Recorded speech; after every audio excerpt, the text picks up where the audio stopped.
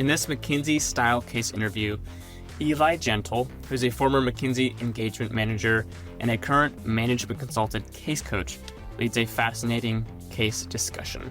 The client in the case is a convenience store chain in Thailand that's been seeing a decrease in revenue and profits. And of course, the chain is looking to reverse the decline. So can our candidate on the hot seat, who is doing this in front of a live audience, can she create a structure and kind of drive to a really fundamental recommendation to kind of reverse the decline? Well, we will see. You can work with Eli via one-on-one case coaching. Keep listening to see how he leads mock cases, how he coaches candidates, how he gives feedback, etc. You can book an hour. You can book 8 hours through our Black Belt program to work with him. Link in the show notes to learn more. This was a live case session, and we had a few tech difficulties, internet issues, which can happen in a real interview, and we're trying to keep it real around here, so you'll see a little bit of that. But for the most part, it's a really epic case. Follow along with pencil and paper, and check out the exhibits from the case. There are 2 kind of charts inside this. You can see those at the link in the show notes. All right, let's get into this live case led by Eli Gentle. All right, cool. So let's jump right in. So our client for today's discussion is called Happy Mart, okay? And Happy Mart is a well-established convenience store chain based in Thailand with a strong presence in urban areas across the country. Happy Mart operates over 300 stores and has been in operation for over 20 years. The company has experienced steady growth over those years and currently holds a significant market share in the region it operates within Thailand, but it is facing declining revenue and profit. The CEO of Happy Mart has engaged us to help in defining a turnaround strategy for the company. How would you get started? Okay, well, first, thank you so much, Eli, for presenting this case to me with regards to our client, Happy Mart. I have a few clarifying questions, but first I just want to kind of walk through my notes just to make sure we're on the same page.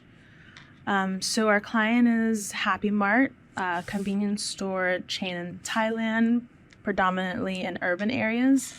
So they've been in business for over 20 years and have built over 300 stores and have experienced steady growth and have gotten to a point where they have a strong market share in their location or specified locations. But the problem we're dealing with today is a decrease in revenue and a decrease in profit. So we're looking to figure out what strategies we can implement to kind of turn things around. Is that correct? Exactly. I'd say that's a fair assessment. Okay, perfect. And so my first question is, in terms of getting this turnaround, are we trying to kind of break even by the end of this year? Or like, what's the metric of success for turning things around? Yeah, so the case doesn't tell us exactly what their profitability is now. So we would definitely want to reverse the direction. So all we know that it's declining, and we know that the key metric of success would be turning around the direction. Okay, so we don't know exactly at this stage, are they profitable, are they not, do they need to break even, but we do know that the profitability trend line is negative, and success would be to turn that the other direction. Okay, all right. So we need some sort of intervention to get us back to an increasing revenue, increasing profit. Okay. Yeah. And what other clarifying questions do you have? Do you have the exact market share percentage for Happy Mart? Yeah, so we have a bit of information on their market share, which we'll get to in just a second. But you can assume that, I'll give you some broad brushstrokes just to get you started. You can assume that they are strongest in Bangkok, where they have a 10% approximate market share. Bangkok being the capital city of Thailand. And you can assume that their market share in the rest of the country, so ex-Bangkok, is going to be negligible right now. Okay, gotcha. All right, and of the 300 stores, what percentage of them are located in Bangkok? So you can assume, that's a good question. You can assume that for the sake of argument that 100% of them are located in Bangkok right now. All right, let's see. And so you said this is a convenience store chain, so kind of like low mid-market is kind of the population that we're targeting?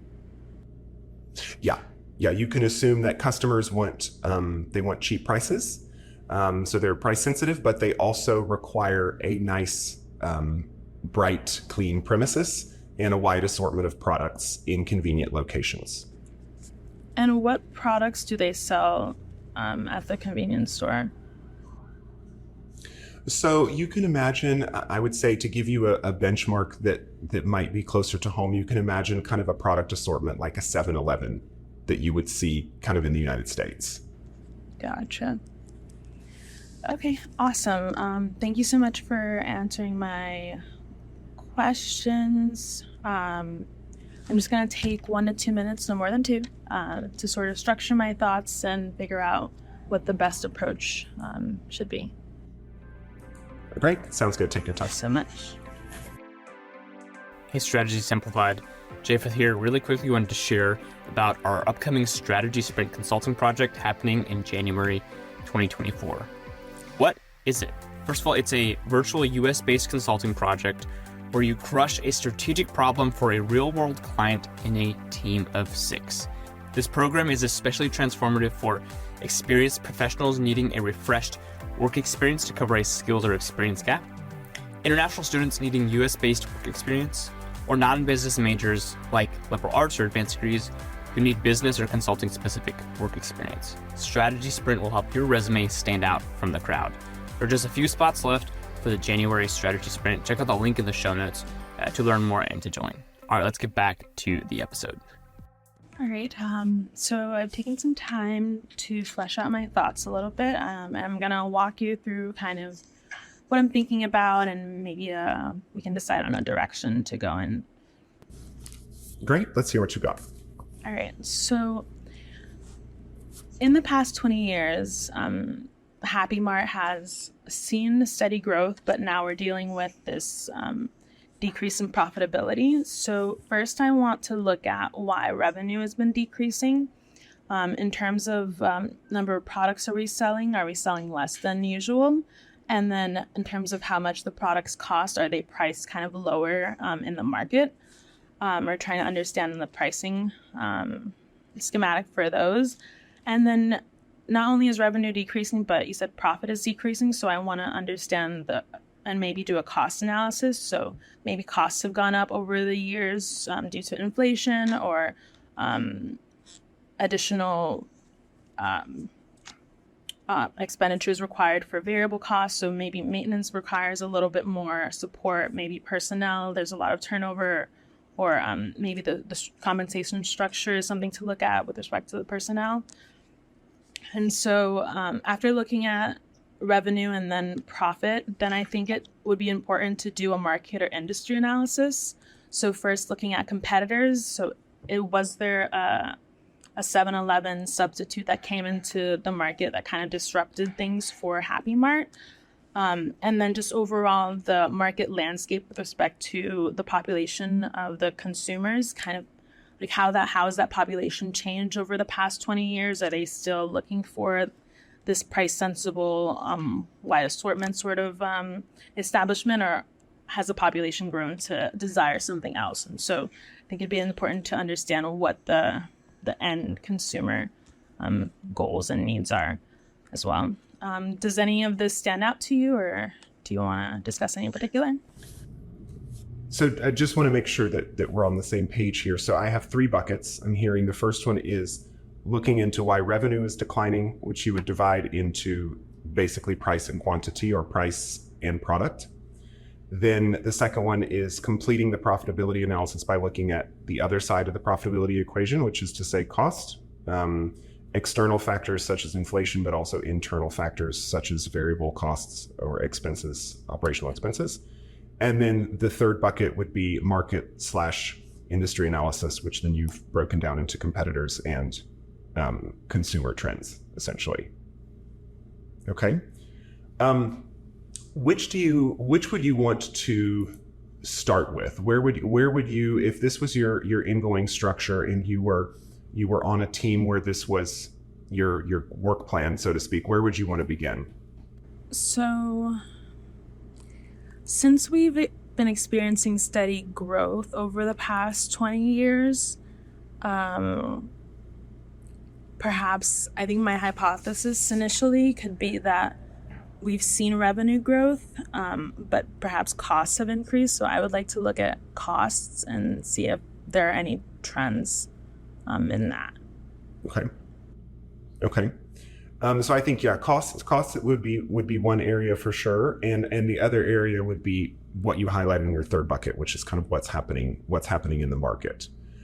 So let's start with that, and then if we get to costs, we'll come back to that. So let's start with the market overview for Happy Mart. And what I'm going to do is I'm going to share with you an exhibit that we got from the Chief Strategy Officer of Happy Mart, and she shared this market data with us. And I'd like for you to take a minute or two, look at the chart, and share the insights that you are able to glean from this chart with me. Okay? So I'm going to share this with you now. And feel free to take some time to look over it and then get back to me in a minute or two with kind of your key insights or takeaways from the chart. Okay. So I'll just take 2 minutes to read the chart and then analyze it. So yeah, just like you said, Happy Mart has 10% of market share in Bangkok and a negligible market share outside of Bangkok. I was wondering if you could clarify the numbers at the top of the graph, the 500 and 1,000. Is it? Go ahead. Yeah, I'm wondering if they represent revenue. So of like if we took $500, Happy Mart would only be able to claim 10% of that. So here, this is the total industry revenue. So you can assume that 500 million is, there's no million on the chart, but 500 million USD is the total revenue for this industry in Bangkok. And the net profit is 75 million. Yeah. Okay. Same thing on the right. So outside of Bangkok, let's assume that this is $1 billion. And that the net profit there is 100 million. Okay. So the trend I'm seeing, it's kind of glaring at me, is that while Happy Mart is also a convenience store brand, the other convenience stores comprise of at least half, or take up at least half of the market share, whether it's in Bangkok or outside of Bangkok. And so I'm wondering if you have any information on how many other competitive convenience stores are represented by this graph.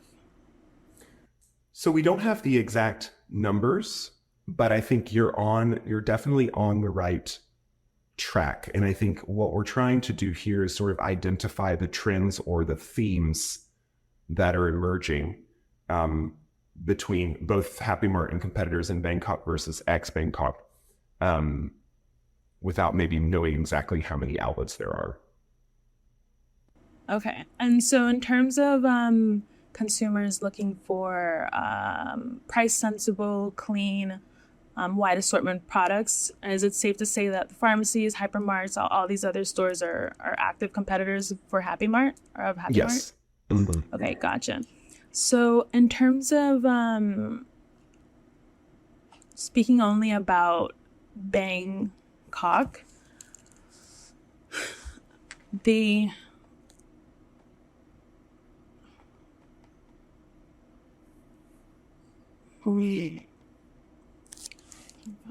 well, I think I'm seeing like the trend between both, kind of that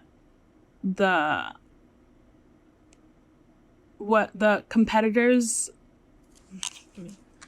Let me just take one more minute. Let's see.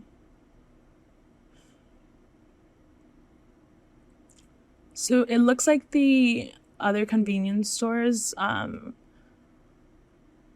kind of dominate outside of Bangkok, not allowing Happy Mart to kind of disrupt that market. So one of my hypotheses is that perhaps any efforts outside of Bangkok might just be losing money. So focusing on Bangkok would be ideal in this situation. The growth rate is smaller than outside of Bangkok, but the market share is only evident in the Bangkok region for Happy Mart. So let's go a bit further on that. So what can you tell us about the profitability of the different geographies from the data that we have in this chart? From the data that we have in this chart, the net profit for ex Bangkok is $100 million over $1,000 million.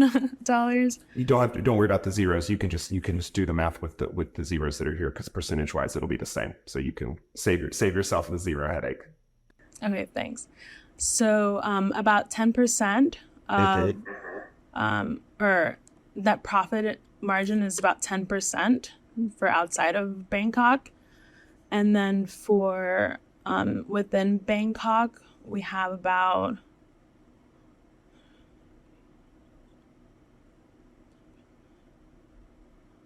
15% 15% period in terms of profit margin for Bangkok. So it's more profitable to engage in the Bangkok market. And like it would make sense why all of Happy Mart's convenience stores are located there. Right.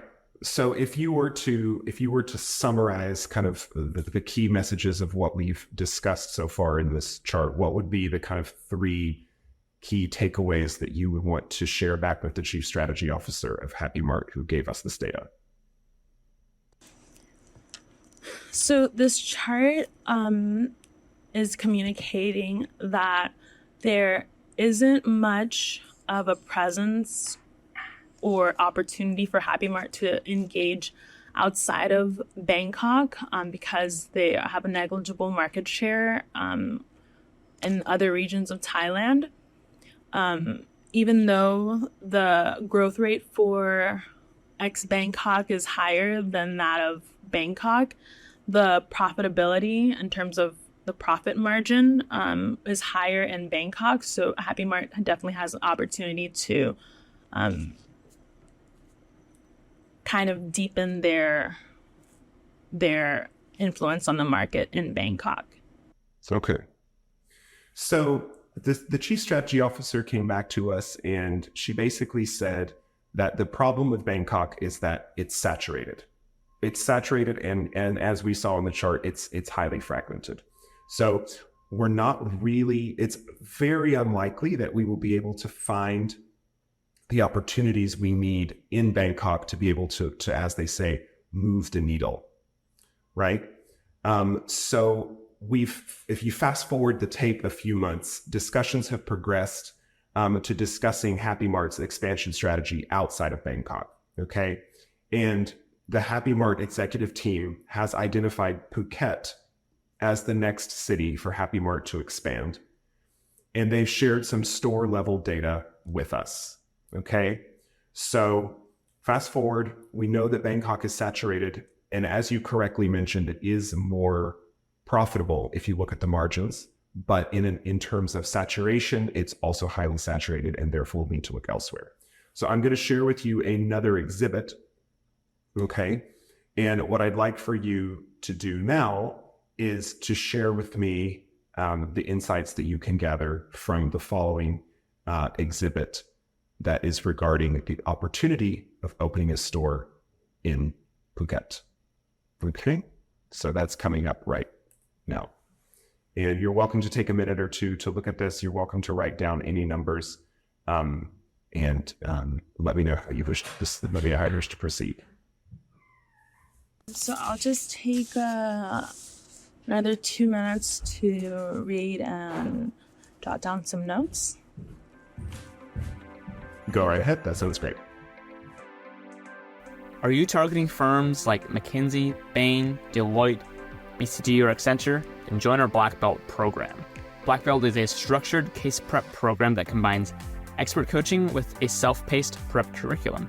You'll get 8 hours of one-on-one coaching with a former McKinsey, Bain, or BCG consultant, and unlimited digital materials and homework will assign you in between sessions to accelerate your progress. And finally, resume and cover letter edits to ensure you get the interview.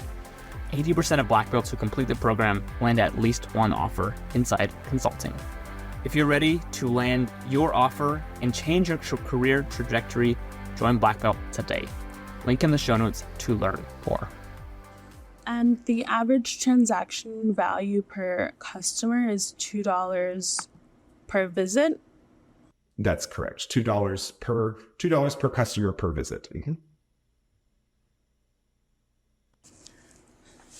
Okay, wonderful. And we're like, okay.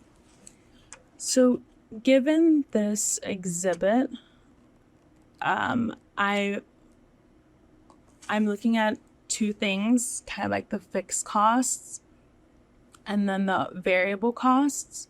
So in terms of the fixed cost to open a new store in Phuket, is that correct? Is it? Okay, to open a new store in Phuket, that's gonna be about $500,000, which is 500 square feet per year times 1,000 square feet. And so for per store, it will cost at least $500,000. So we are at that's the cost to open the new store. And so I think next I want to look at the variable costs, which are based on the revenue, so then we can calculate revenue. Given that average transaction value per customer is $2 per visit, and we get per customer, I'm going to multiply this $2 by 1,000 or 100,000 per month. Do we have any data on how many visits the average customer makes in a month? So for convenience stores, they do not track individual customers. There's no loyalty program and there's no way of knowing who is visiting. A lot of the transactions are cash based. So you could assume that each visit is a unique customer, even if it's the same person, because there's no way, they don't have any way of knowing. You know, you could come in and buy a coffee in the morning and then the next day you could come in and buy a donut, but they don't know that it's love. You know, they just know that someone else came in. Okay, gotcha. So let's see. So we have $2 per visit per customer. And then I'll multiply that by 100,000 customers per month. And we want to look at the yearly cost, correct? Is it? So then I'll multiply that by 12 months in 1 year to get the annual cost. So then that will give me 2 times 100,000 is 200,000 times 12 is going to be 20. So about $2.4 million is our annual variable cost. Is our revenue for the year? So you're very close. There's one important assumption that I think you may be missing, which is that 100,000 number is the estimate for Bangkok. So the 100,000, 50% of that. So you can just do a 50% haircut on the number that you just got. Exactly. So 1.2 million would be our projected revenue per year from the store in Phuket. Mm-hmm. Okay, so then our fixed cost is 500,000. So that's minus 1.2 million in revenue minus 0.5 million for our fixed costs. Then we have our variable cost, which is half of the revenue. So that's about 0.6 million. So we're subtracting that from 1.2 as well. And so I know that $500,000 or 500,000, 600,000 make about like 1.1 million. So subtracting that from 1.2, we're getting 0.1 million or 100,000. So our net profit is going to be $100,000 if we open up one store in Phuket. And how about our margin? What is our margin looking like on this store? Because what they'll be curious to know is how it compares to our current margins. So our current margins in Bangkok are 15%, and our current margins outside of Bangkok are 10%. So if we take our net profit, which is $100,000, divide that by 1.2 million,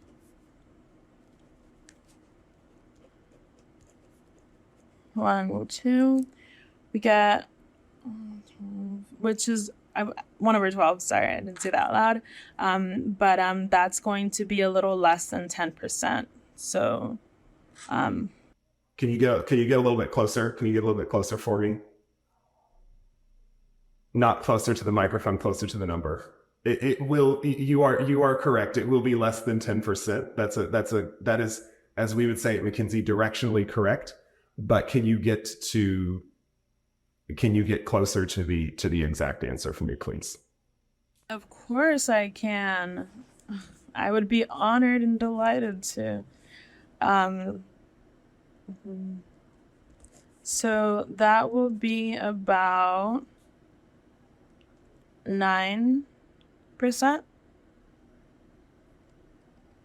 Or you want an exact? So that's pretty close. I think that's close enough. It would be the correct answer is 8.3 because we're looking at, as you correctly pointed out, $100,000 for the store in Phuket as the profit and the total revenue on a total revenue of 1.2 million. Okay, so we're looking at 8.3% as our profit margin for opening one store in 1 year in Phuket. Correct. Okay. That is lower than the profit margin we would expect outside of Bangkok. It is. So what can you imply? What would you advise the management team on now that you have some of these numbers? What would be your guidance after performing this analysis? So we started with 20 years of steady growth for Happy Mart, but with a strong market share in Bangkok. But We've been seeing a decrease in revenue and decrease in profit. So based on the analysis that I've performed, we have found that there is a 15%, or the profit margin is 15% in Bangkok and 10% outside of Bangkok. So it would it would seem like Bangkok would be the way to go, but because the market is highly saturated and highly fragmented, we're thinking about exploring, or it would be wise to explore outside of Bangkok. So Phuket was mentioned, and we did an analysis of costs and revenue to get the profitability of opening a store in Phuket. The profit margin is less than what we would expect at about 8.3%. So in order to kind of turn things around to go from declining profit or like declining profitability to a climb in profitability, I would look into the possibility of expansion in terms of mergers and acquisitions. So maybe partnering with the other convenience stores and kind of creating a synergistic relationship such that we can use what's already available in the market to drive our revenue growth. So looking at the top performing convenience stores and seeing if we can acquire those or merge with them, I think would be a good strategy. Okay, great. Cool. Well, thank you for that, Love. And that brings us to the conclusion of the case today. So very good job. It's always difficult to do under pressure, and especially with an audience of 100 people, which will not be the case in real life. So very well done. Before we debrief, though, go ahead. Sorry, I just wanted to add Go ahead. very quickly. One of the risks of doing this could be brand perception might be affected if we're working with another and like another enterprise. So it would be important to make sure that the company that if we do merge or acquire, that it aligns with our brand. Very good. Noted. Thank you. Cool. So how did that feel? I am incredibly sweaty, but I feel challenged in a way that I haven't necessarily been in my case prep experience. The numbers were okay. I think kind of the open-endedness was a little stressful. But yeah, thank you so much for your time. Thank you for working on this case with me. You're welcome. So what I'd like to do is I'd like to go through the different parts of the case, and I'll let you decide. Do you want to go beginning to end, or should we start at the end where we just were and work our way backwards? What would be most helpful for you in terms of processing the feedback? Beginning to end, please. Beginning to end. Okay. So the beginning, as you know, and as everyone knows, is all about structuring. Okay. And this is where you want to make sure that you have your 3 to 4 level 1 buckets, your level 2 buckets, and then you give some examples on level 3. So here, I think your buckets were revenue, cost/profitability, and then market/industry analysis. What I would have done here, and I would say what you did was pretty close. What I would have done here, how I would have bucketed this, is some version of the 3 C's framework, right? So company, customers, and competition. Because I think that your revenue and cost and profitability buckets can actually all be merged into a bucket that you could call financials, or company financials, if you will. And that's where then you have your revenue and cost categories under there. Your competitive questions could then be, as you correctly said, who are the major competitors? One thing you didn't mention, what have they been doing recently? Are there any moves planned? And then how are we different from competition? Or is it completely homogenous? Are we separated? Do we have some sort of elements of distinctiveness, and what are they? Is it customer service? Is it location? Is it whatever? And then on the third bucket, customer, really understanding who are our customers? What do they value most when they decide which store they're going to visit? And are there any other segments that we're not currently targeting that we could attack? An optional area to investigate, which you could include from the beginning, is this whole idea of growth, which I think we started to talk about more when we got to the end.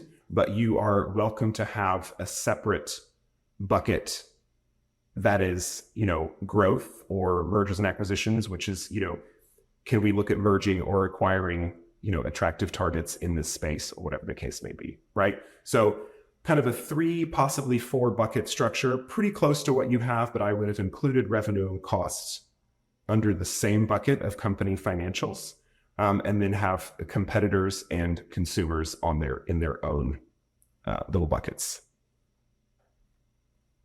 Cool. On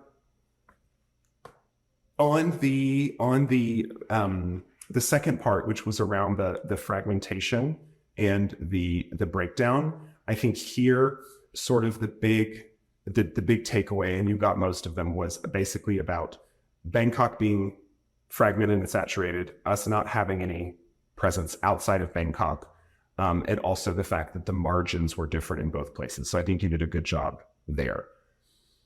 I think my major comment on the part that immediately followed that, which was about the kind of basically what you were doing was calculating the P&L of a Phuket store for a year.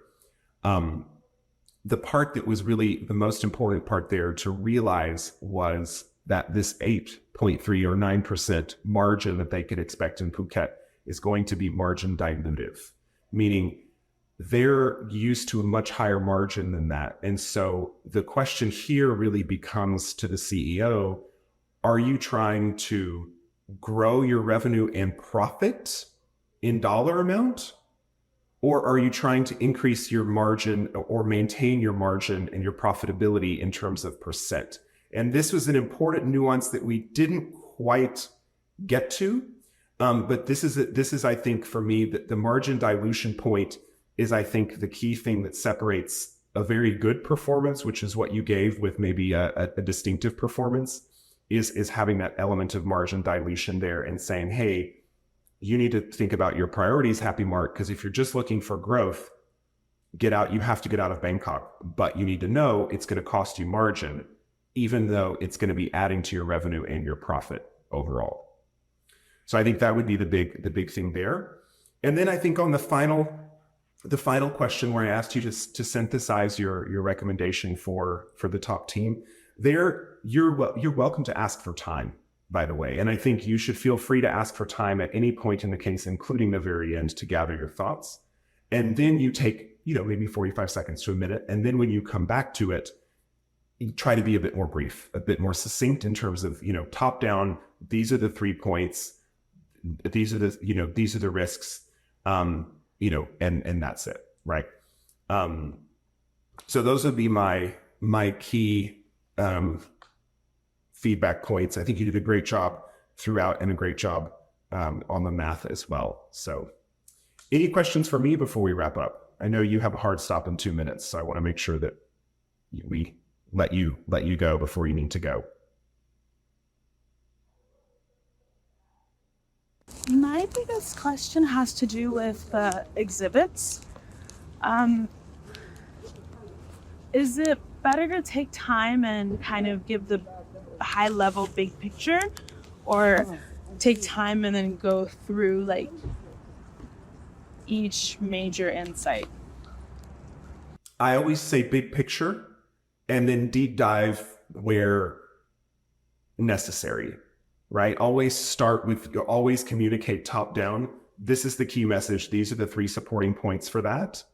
And then you can go into elements that the interviewer said, oh, great, tell me more about this. And then you can go into a bit more of a story on that. Okay, thank you so much. Liked what you heard from Eli? Book a one-on-one coaching session with him today via the link in the show notes. Eli loves coaching on networking strategy, on case interviews, on fit interviews, etc. And he has lots of experience from his time at McKinsey and beyond, and as a case coach here at Management Consulted. Again, links in the show notes to book with him, see his calendar, etc. If you enjoyed this episode, please leave us a rating and review on Apple Podcasts or Spotify to help reach more. This is the final episode of 2023. We'll catch you again in the new year. Thanks for being a loyal listener, and Merry Christmas and Happy Holidays from the team at Strategy Simplified.